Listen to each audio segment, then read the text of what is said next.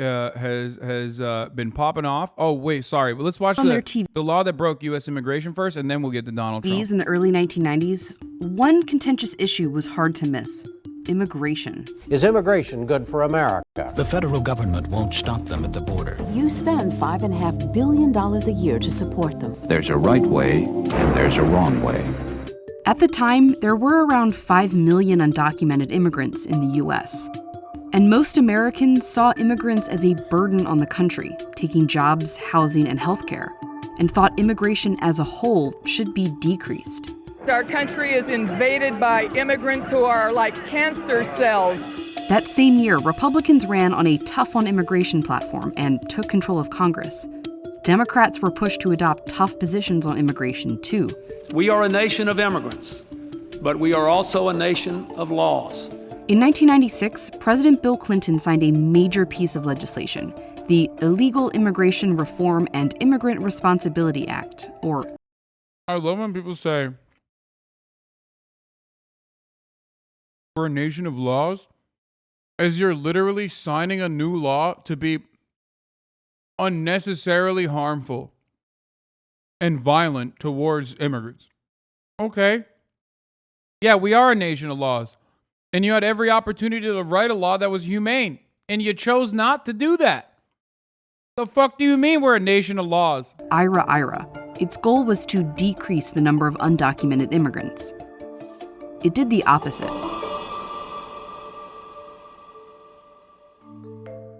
Before the 1990s, undocumented immigration just like, you can't trust Arkansas, man. That's what happens. You get Bill Clinton. Into the U.S. looked very different.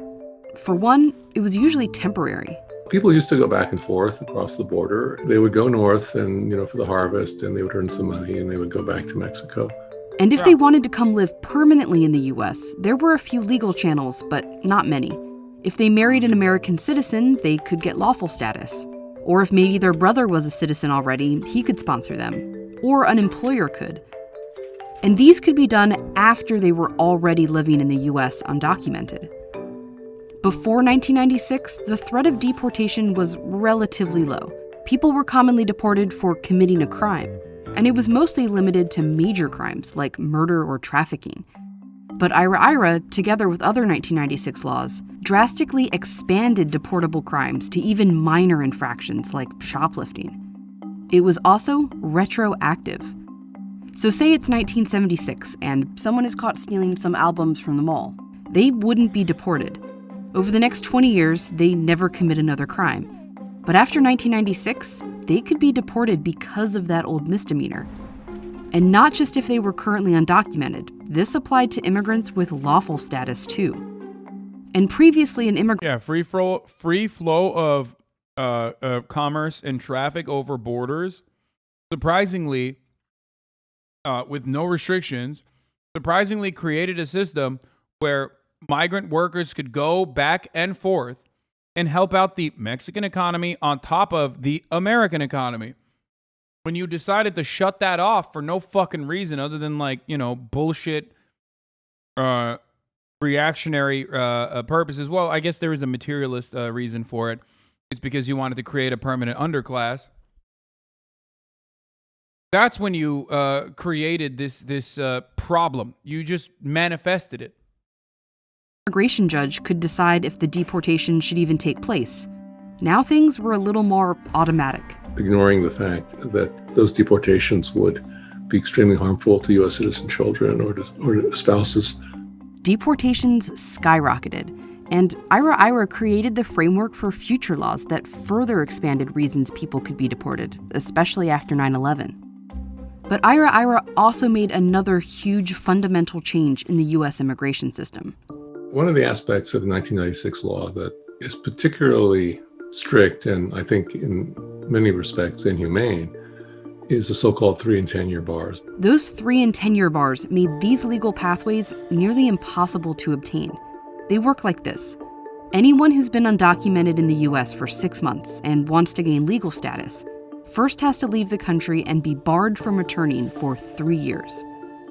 If they've been undocumented for more than a year, they're barred for 10 years. So if they want to get lawful status through a job, they first have to leave the U.S. for 10 years. or through their brother, leave for 10 years, or through their spouse, leave for 10 years. It's family separation by another name. The bars were intended to try to essentially create punishments that were so severe to deter people essentially from coming here. But as we've seen with many other deterrence-based policies, the practical effect is very different. Instead, it incentivized people to stay in the U.S. undocumented. Before IRA, Mexican immigrants who came to the U.S. unlawfully were about 50% likely to return to Mexico within a year. But after 1996, more people started staying in the U.S. There were around 5 million undocumented immigrants living at the U.S. before IRA. Today, it's at least double that. And we are somehow surprised by this outcome.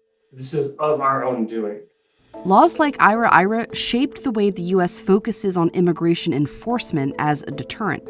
But really, it proved that stronger enforcement doesn't actually stop undocumented immigration.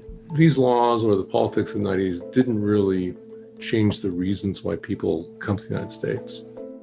Today, views on immigrants are very different than they were in the 1990s. Most Americans now see them as a strength, not a burden. But the laws created here haven't changed. Requirements and standards that were created decades ago that aren't responsive to... Remember, the main reason why this two-tier criminal justice system for black and brown people versus white people exists is the exact same reason why there's a two-tier immigration system. It is to consistently have near slave wages and near slave like conditions in the workplace and have a constantly refilling pool of undocumented migrants that you can exploit and use against the documented labor force as well. The best way to deal with this problem is to, of course, offer undocumented migrants amnesty and allow them to become a part of the documented labor force and advocate alongside the documented labor force in unionization efforts. But we will never do that because they have to find new methods of doing slavery.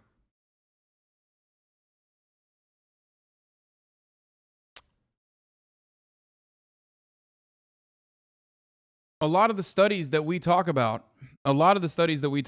right now with respect to the economic boon caused by undocumented migrants relies on that two-tier immigration system. Okay? Like they're looking at the economic calculation and the economic impact of migrant workers while keeping them as a permanent underclass. And yes, as they are the permanent underclass, they are a huge boon. So it's this self-fulfilling prophecy almost.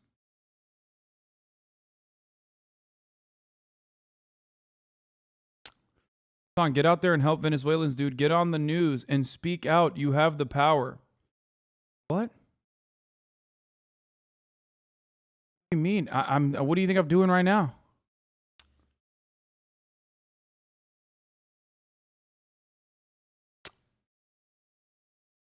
If Americans were truly hyper-nationalistic and truly as racist as Tucker Carlson is, like in a sense where they just literally do not want, like Oregon style, they just did not want any black or brown people in their vicinity, then we would be murdering the business owners that have baked into their profit margins the tiny amount of fines that they have to pay every time they call ICE on themselves.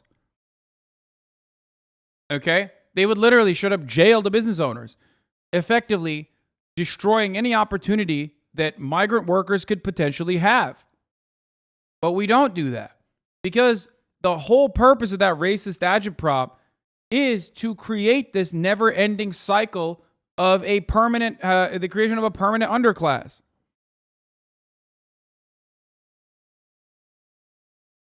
Camp reimbursement stuff. Use all your money to make the bad stuff stop. Just don't sit there. Yeah. Yeah. I'm gonna do that right now. our needs as a nation. They certainly aren't responsive to the needs of immigrant populations. The idea that if we only had more guns, if we only built a higher wall, that we'd solve all the problems, I think we learned from '96 that's not the way it works. It's not that simple.